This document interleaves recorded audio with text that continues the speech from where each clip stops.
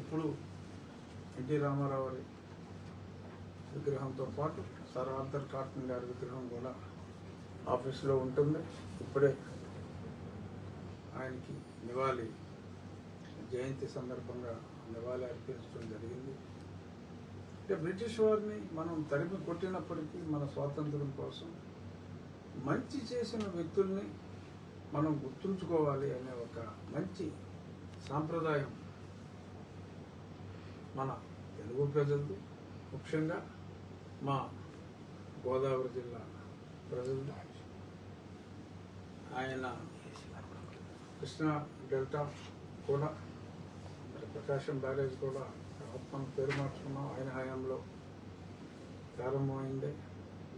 కావేరీ డెల్టాలో కూడా ఆయన ఎన్నో మంచి ప్రాజెక్ట్స్ చేయటం జరిగింది. కానీ మా జిల్లాలో ఇచ్చినంత గౌరవం వేరే వాళ్ళు ఇచ్చినప్పటికీ కూడా, సరే ఇంకా మా జిల్లా గురించి నేను మరీ ఎక్కువ చెప్పుకోవటం సమంజసం కాదు. ఇక ఆయన వేసిన ఆ డెల్టా సిస్టమ్ గురించి ఒక్క నిమిషం మాట్లాడవలసిన అవసరం ఉంది. ఆ రోజుల్లో ఉన్న రిక్వైర్మెంట్స్ ప్రకారం కెనాల్ వ్యవస్థను రూపొందించినప్పుడే రాబోయే రోజుల్లో ఆ కాలువల రిపేర్లకి అనుగుణంగా ఆ పక్కన గట్లు డిజైన్లన్నీ కూడా చేయటం జరిగింది. ఇప్పుడు 170 సంవత్సరాల క్రితం. ఇప్పుడు సంకుచిత స్వభావంతో కొన్ని చోట్ల ఆ గట్లని ఆక్రమించటం, ఆ నీటిపారుదల వ్యవస్థకి ఎన్నో అవరోధాలు కలుగుతున్నాయి. సో అటువంటి అవరోధాలని చాలా వరకు, ఎందుకంటే డెల్టా ప్రాంతం చివరి ప్రాంతంగా మా ఉండి నియోజకవర్గం ఉంది కాబట్టి అక్కడ ఉన్న ఆక్రమణ వలన సాగునీటికి అలాగే తాగునీటికి కూడా మరి చాలా ఇబ్బందులు వచ్చినప్పుడు ఏదైతే ఒరిజినల్గా ఆయన హయాంలో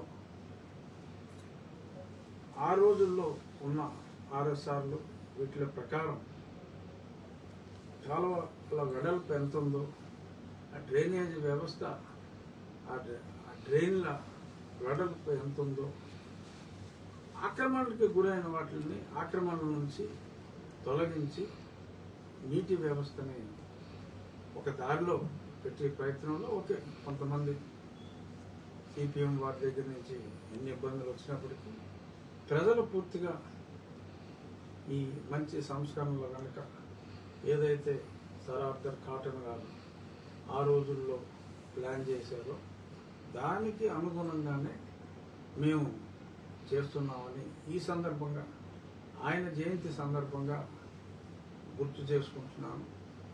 కొందరికి గుర్తు కూడా చేస్తున్నాను. ఈ సందర్భంగా మీకు కూడా మీడియా మిత్రులకు కూడా క్లారిఫై చేస్తాను. మీ అందరికీ తెలిసింది, గత సంవత్సరం మొన్న క్రాప్ అయితే లాస్ట్ 30 yearsలో కూడా ఎప్పుడు లేనంత ఈల్డ్, కనీసం యావరేజ్న 10 బస్తాల ఎక్స్ట్రా ఈల్డ్ వచ్చింది.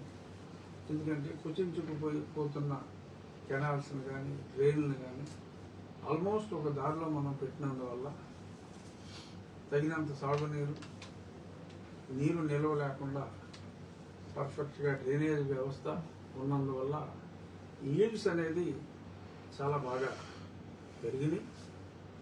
సో రైతాంగం కూడా చాలా సంతోషంగా ఉంది. అలాగే తాగునీరు కూడా మైక్రో ఫిల్టర్స్ ద్వారా ఏదైతే చెప్పామో అది సజావుగా అయిపోయింది. ఇక ఈరోజు నేను షేర్ చేసుకోవాల్సిన ఒక మంచి గుడ్ న్యూస్ ఏంటంటే, ఏనాడు కమిషనింగ్ స్టేజ్లోనే సంధికొట్టిన ఆ పరిమళ వాటర్ స్కీమ్ వెంకయ్య గారి లాగా సుమారు 35 హ్యాబిటేషన్ల వరకు అది ఎంతో ఉపయోగం. డైరెక్ట్గా గోదావరి నుంచి మనకు నీళ్ళు అందే పర్ఫెక్ట్గా రెడీ అయినట్టుగానే ఇంజనీర్స్ చెప్పారు. రేపు జూన్ 1వ వారంలో లేదా 2వ వారంలో కాలువలో వదులుతారు.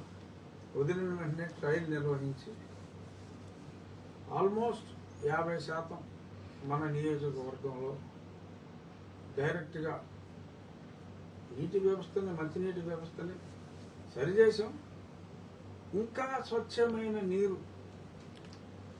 ఏదైతే మన పవన్ కళ్యాణ్ గారు ఓపెన్ చేసి డైరెక్ట్గా విజయశ్రవం నుంచి వాటర్ స్కీమ్ తీసుకురావాలనుకున్నారు, అది మొత్తం 3 జిల్లాలకి, ఇది మన పరిమళ నుంచి మన ప్రాంతానికి, అక్కడ జనసేన ఎమ్మెల్యే గారు ప్రాతినిధ్యం వహిస్తున్న ఉంగుటూరు నియోజకవర్గంలో 6 మేజర్ పంచాయతీలకి, అలాగే మన ఉండి నియోజకవర్గంలో సుమారు 35 హ్యాబిటేషన్లకి ఖచ్చితంగా అతి స్వచ్ఛమైన గోదావరి జలాలు మనకి లభ్యం అవుతాయి. ఇదంతా కూడా ఆ రోజు వేసుకున్న, అంటే కాటన్ గారి టైంలో తవ్విన ఆ కెనాల్స్లో ఇంటిగ్రేషన్ అయిన నెట్వర్క్ కాబట్టి ఈరోజు కాటన్ గారి జయంతి సందర్భంగా దాని గురించి కూడా మనం మాట్లాడుకున్నాం. ఇక నిన్న మీరందరూ ఉన్నారు, నా పుట్టినరోజు, నన్ను పుట్టినరోజు ఒకటే 5 ఏళ్ళు పూర్తయింది. సరే పుట్టినందుకు కాదు కానీ సరే అభిమానుల కోరిక మీద పుట్టినరోజు కొంచెం వేడుకగానే జరుపుకోవటం జరిగింది. ఆ సందర్భంగా మిత్రులు ఏదో తులాభారం అని చెప్పి కొన్ని కాయిన్స్ ఇప్పుడే మీకు పెట్టాను. ఆ కాయిన్స్ని మన ఆకివీడు రామాలయానికి చేర్చడం, అదే ఆ అకౌంట్లో జమ చేయడం జరుగుతుంది. సుమారు బరువు ప్రకారం సుమారు 48,000 రూపాయలు కాయిన్స్ వచ్చినాయి. అది కూడా రామాలయ అకౌంట్లో జమ చేయడం జరుగుతుంది. పనులు వేగంగా జరుగుతున్నాయి. Ground level, below the ground level concreting పనులు ప్రారంభమయ్యాయి. నెల రోజుల్లో ఆ కృష్ణ శిల మనకు కావాల్సిన షేప్ ప్రకారం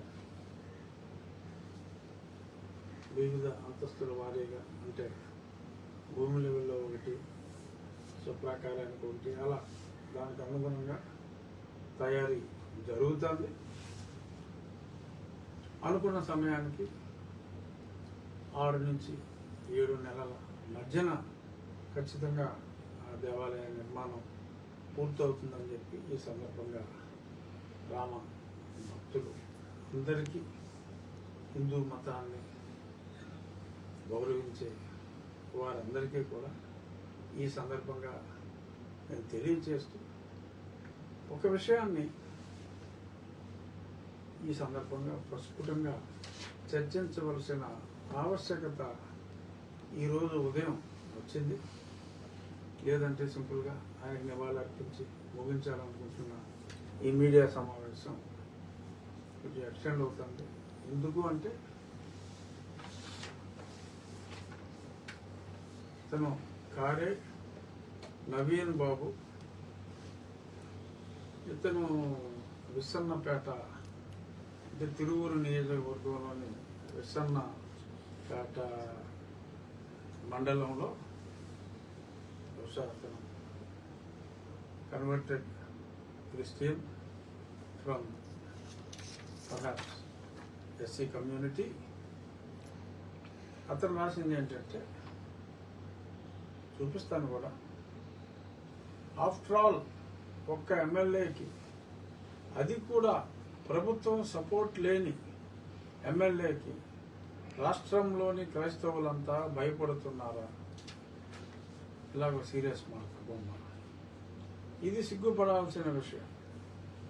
ఆ నియోజకవర్గం క్రైస్తవులు తలుచుకుంటే మట్టిలో కలిసిపోతాడు. ఎప్పుడు శాంతి మంత్రమే కాదు, మన జోలికి వస్తే, మందిరం జోలికి వస్తే కత్తి కూడా పట్టాలి. ఇంకోసారి క్రైస్తవుల గురించి మాట్లాడాలి అంటే వణుకు పుట్టాలి. ఈ నా కొడుకుకి జై భీమ్ జై భారత్, చివరిలో ఇదొకటి. సో వాడి కత్తి ఇది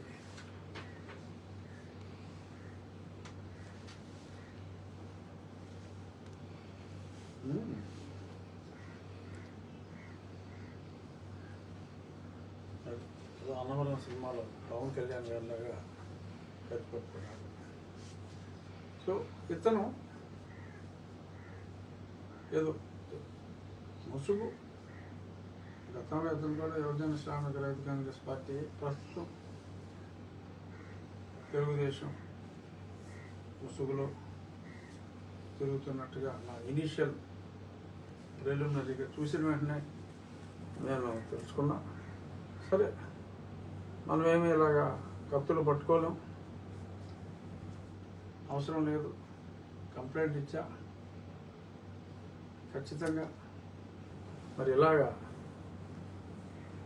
కత్తులు బొమ్మలు వేసి ఈ రకంగా రెచ్చగొడితే మరి ప్రభుత్వం లా అండ్ ఆర్డర్ చూస్తూ ఊరుకుంటుంది, గుడ్లు అప్పగించి చూస్తూ ఉంటుందని చెప్పి నేనైతే అనుకోవట్లేదు.